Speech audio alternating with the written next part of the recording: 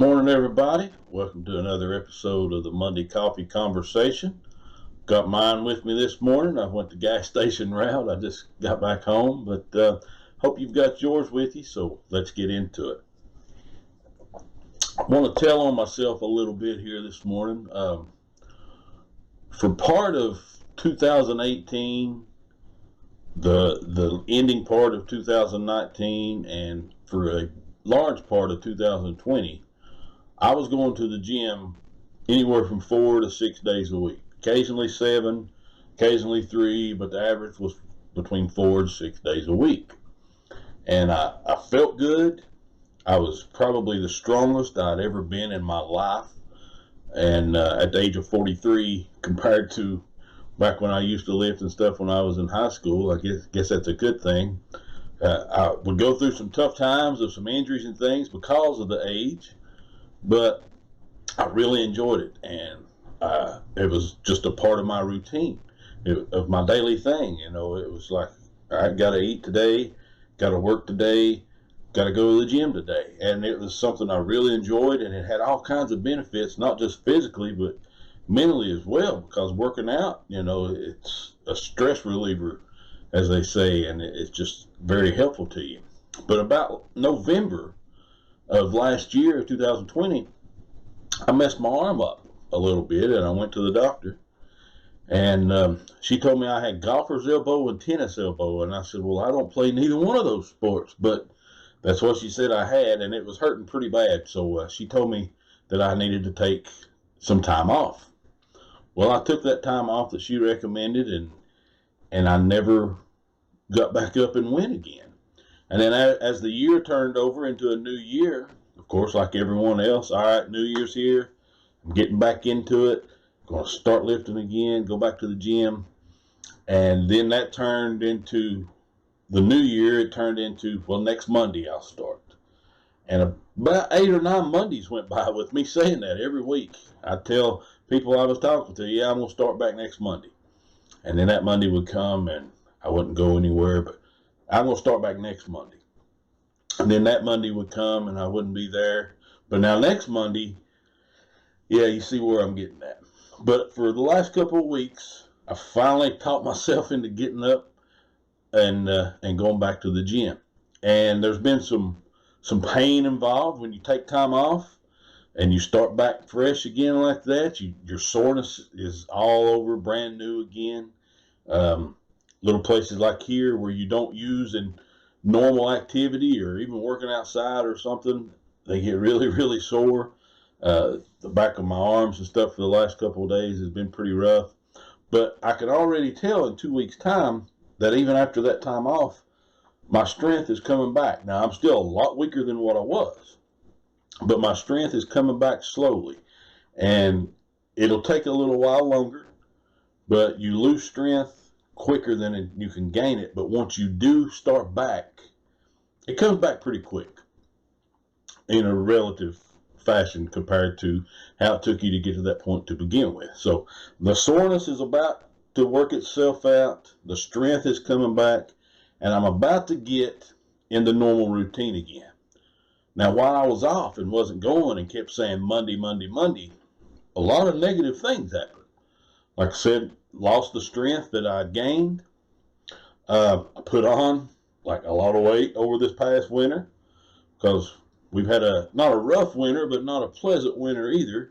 So I wasn't getting outside that much, wasn't going to the gym and working out, so I put on a lot of weight. And mentally, when you're not working out and you're not going outside and you're just in the house all the time, it can take its toll. There for a while, I wasn't in the greatest mental shape, as people say. And a lot of you can relate because you were stuck in the house back last year because of the COVID, or your routine was stopped because you weren't going to the office or to the job site. You were working from home and you were just inside all the time. And that plays a negative part on your mental state. So that happened, the physical stuff happened, and a lot of bad things come about me not going back to the gym after that injury had healed up. So the reason I'm going through all this, a lot of us, most of us, at some point in our walk with God, we'll take a break. We'll quit doing the routine with God that maybe we had. Pastor Scott spoke the other day about getting a set time in your life, in your day, to pray. And not just thank you for our food, but to have real conversation with God. And we've talked several times about you need to have a daily time, and it can be 5 minutes as long as you're really into it and conversing with God and reading the Bible. But sometimes we get lax in doing that, and a lot of times it happens because of an injury. Maybe someone at church hurt your feelings.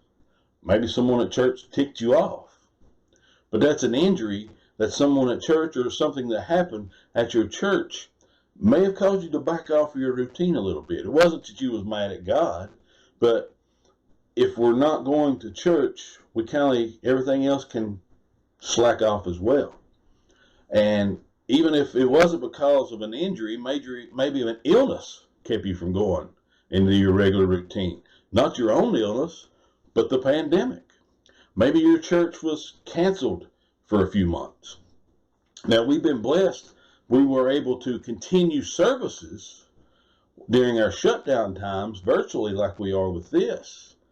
But sometimes we could get lax if you're sitting at home, you're watching a service, you're kicked back in the recliner, your phone's laying on charge beside of you, you got a plate of fries or something chowing down, kids are running around everywhere, and we're not as focused watching a service on our TV or on our tablet or something as we would be in the church itself. It happens. It happens to all of us. It happens to everyone. We're human. We get distracted. We get comfortable in situations. So maybe things like that affected your routine with God. Maybe you didn't feel the urge to pray as often as before, or maybe the times with reading the Bible you didn't feel the urge to do it as much as you did when you were in regular service and community with your church family. Now, that will have negative effects too. I put on physical weight when I quit going to the gym. When we lose our connection with God, we could put on all kinds of different kinds of weights. We can put on sin weight, things that we were really convicted about before. When we're not in that constant communication with God, and that's not part of our routine, our daily has to get done, then we may it's not that bad. It's just a little word or two. Kids didn't hear me. Nobody at church heard me say it. So it's not that big of a deal. Things like that, we can add on sin weight when we don't have our constant communication with God. Our mental state, just like when I quit going to the gym, a lot of people, the only time that they see other people, take away COVID, I'm talking about even before then, and they have community with other people, is at church. A lot of people don't have families. A lot of people, all of their family is living in another state, or maybe they've even all passed away, and they may be retired or work from home already, and the only time they have interaction with other people is at church. And when you get taken out of that environment, it can play tricks on your mental health as well. So there's a lot of things that could cause us to get out of our routine of being with God, of taking time every day to be with God. Now, we hope and pray that you're not in that condition right now, but if you are, I want to throw something out there. All that time I took off from the gym, it was playing a negative part on my physical health, mentally, all these different things. But now that I'm already back, just for a couple of weeks, I can see progress beginning again. The soreness is going away. The strength is coming back.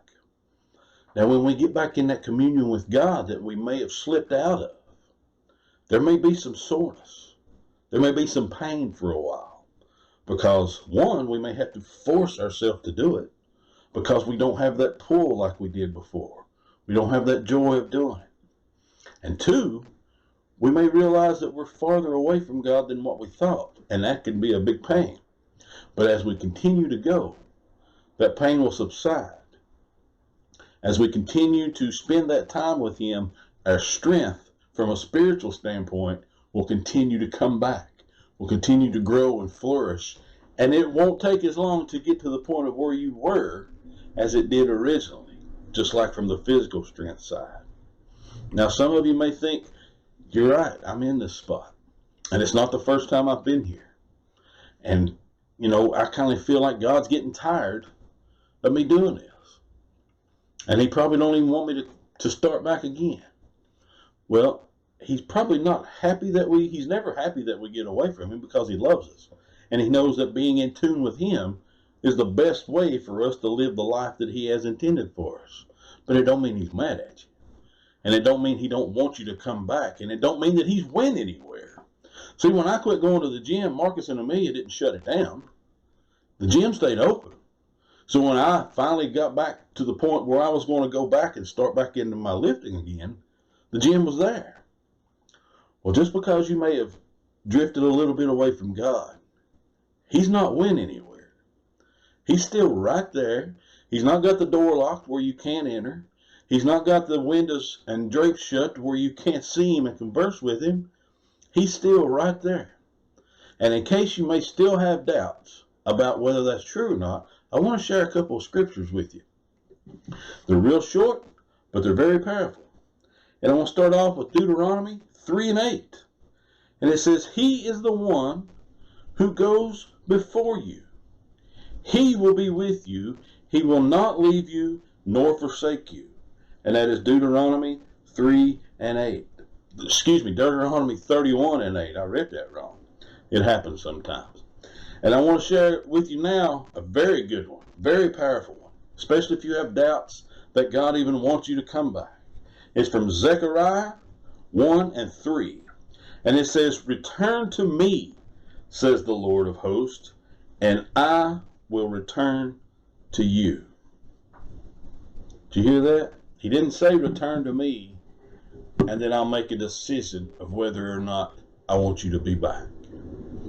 He didn't say return to me, and then after a time of punishment, I might allow you back in. He said return to me, and I will return to you. That's it right there. Now, Zechariah was speaking about not one individual. He was speaking about a whole nation and how their ancestors had walked away from God and was saying, God is telling you this. Come back to me so that I can come back to you. So if you feel like you've drifted away from God, whether it be from some type of pain or the pandemic, closing church for a spell, whatever it was that maybe you've just slipped and fell back, and you feel that distance between you and God, and you're thinking maybe He don't want you to come back, look at those words again from Zechariah and what God said to a whole nation whose ancestors had walked away for generations. Return unto me so I can return unto you. He's waiting. He's not went anywhere. Just as easy as it was for me to get back in the gym after all that time off, physically open the door and go in, that's as easy as it is for you to get back with God. So don't be discouraged. If you've felt that slip away and you've put on maybe a little sin weight, and maybe mentally you're not doing that well, and spiritually you're not doing that well because you think that you have messed up too many times, God's saying, return unto me so I can return unto you. We hope you've enjoyed this message this morning. We love and really get a blessing from spending this time with you guys. And we hope and pray that it sticks. So maybe you've not faced that situation, but if you ever do, that these words will come back to your memory. Those words of God saying, return unto me and I will return unto you. The Spirit will place them back into your mind and into your heart. And you won't have to worry about whether God wants you to come back or not. We hope you all have a wonderful and blessed week, and we'll see you next time on the Monday Coffee Conversation.